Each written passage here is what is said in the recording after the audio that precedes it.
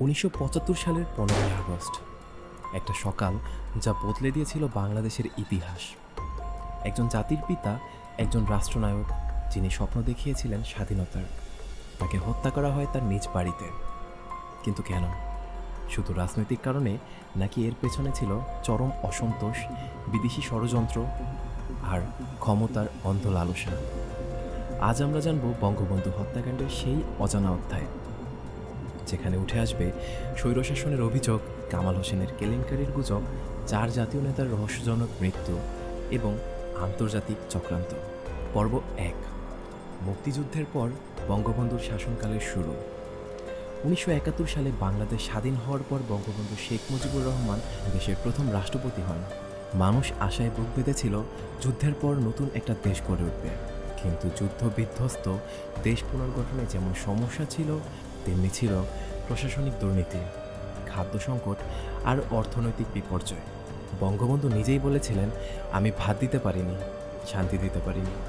সেই হতাশা থেকেই ধীরে ধীরে মানুষের মনে ক্ষোভ জমতে শুরু করে। পর্ব 2, একদলীয় শাসন ও বাকশাল। 1975-এ বঙ্গবন্ধু দেশে চালু করেন বাকশাল, বাংলাদেশ কৃষক শ্রমিক আওয়ামী লীগ। এটা একদলীয় শাসন ব্যবস্থা। সব রাজনৈতিক দল নিষিদ্ধ হয়, পত্রিকা বন্ধ করে দেওয়া হয়, সেনাবাহিনীতে অসন্তোষ বাড়তেই থাকে। বিরোধীরা তখন বলেছিল এটা গণতন্ত্রের হত্যা। যারা একসময় বঙ্গবন্ধুর পক্ষে ছিল তারাও মুখ ফিরিয়ে নেয়। এই সিদ্ধান্তকে অনেকে বলেন স্বৈরাচারী পদক্ষেপ, যার ফলে সেনা এবং প্রশাসনের মধ্যে অসন্তোষ চূড়ান্ত রূপ ধারণ করে। পর্ব 3, কামাল হোসেন এবং বিতর্কিত ঘটনা।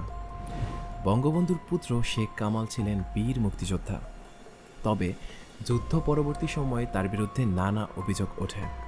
ব্যাংক লুট, ক্ষমতার অপব্যবহার, এমনকি ধর্ষণের গুজবও ছড়ায়। একটি বিতর্কিত ঘটনার উল্লেখ আছে, যেখানে বলা হয় এক নারী ধর্ষণের শিকার হন কামালের দ্বারা। যদিও এই দাবির সত্যতা নিশ্চিত করা যায়নি, কিন্তু জনমনের রটনাগুলোর ক্ষোভ বাড়াতে সাহায্য করে। এই অভিযোগগুলো সেনাবাহিনীর কিছু তরুণ কর্মকর্তাকে আরও ক্ষুব্ধ করে তোলে। অনেকে বলেন এই হত্যাকাণ্ডে আন্তর্জাতিক সংস্থার ইন্ধন ছিল। সিআইএর কিছু গোপন নথি এবং তৎকালীন মার্কিন কূটনৈতিক বার্তা এটারই ইঙ্গিত দেয়। তারা বঙ্গবন্ধুর একদলীয় শাসনে অসন্তুষ্ট ছিল। ভারতের গোয়েন্দা সংস্থা র নিয়েও গুজব আছে, তারা নাকি আগে থেকেই জানতো কিন্তু চুপ ছিল। তবে এই নিয়ে সরাসরি কোনো প্রমাণ নেই, সবটাই গোপন নথির ছায়া আর কিছু বিশেষজ্ঞের মতামত।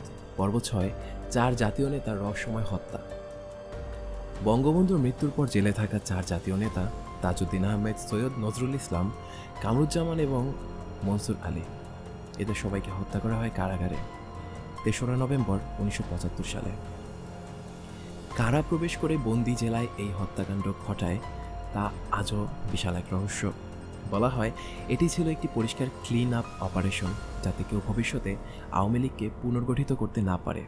আবার এটাও বলা হয় যে এটা ছিল জাতীয় 4 নেতা যারা ছিল প্রচণ্ড পপুলার, তাদেরকে একঘরা করে দিয়ে মেরে ফেলা, যাতে আওয়ামী লীগের দাবিদার হিসেবে শেখ মুজিবুরের কম্পিটিটর না দাঁড়াতে পারে। পর্ব 7, জনসাধারণের প্রতিক্রিয়া এবং জাতীয় শোক।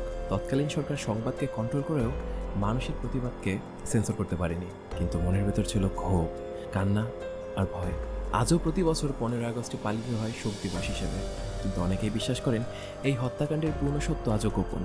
বিচার হয়েছে আংশিক, কিন্তু মূল ষড়যন্ত্রকারীরা রয়ে গেছে ধরাছোঁয়ার বাইরে। এখানে একটা প্রশ্ন আছে। বলা হয়ে থাকে 16 আগস্ট সকালের দৃশ্য অনেকটা এমন ছিল। ধানমন্ডি এলাকায় মানুষ কাঁদছিল সত্যিকারের শোক করে, আর মিরপুর মোহাম্মদপুরে কিছু মানুষ মিষ্টি বিতরণ করেছিল। সেনা ব্যারাকে ছিল উল্লাসের পরিবেশ। একটা জাতি এতটাই বিভক্ত ছিল যে একজনের মৃত্যুতে একদল কাঁদল, আরেক দল উল্লাস করল। যদিও 5ই আগস্টের সরকার পতনের পর শেখ হাসিনা ইন্ডিয়াতে পালিয়ে যাওয়ার পর থেকে 15 আগস্ট উদযাপন করা হয়নি, এবং বেশ কিছু পুরনো নথি আমাদের সামনে এসেছে বেশ কিছু নিষিদ্ধ বই, যেগুলোতে লেখা ছিল ওই সময়কার সত্যিকারের ইতিহাসের কথা, যা জেনজিদের মনের ভিতরে বঙ্গবন্ধু এবং স্বৈরাচার মুজিব এই দুইটার একটা কন্ট্রোভার্সি ক্রিয়েট করেছে।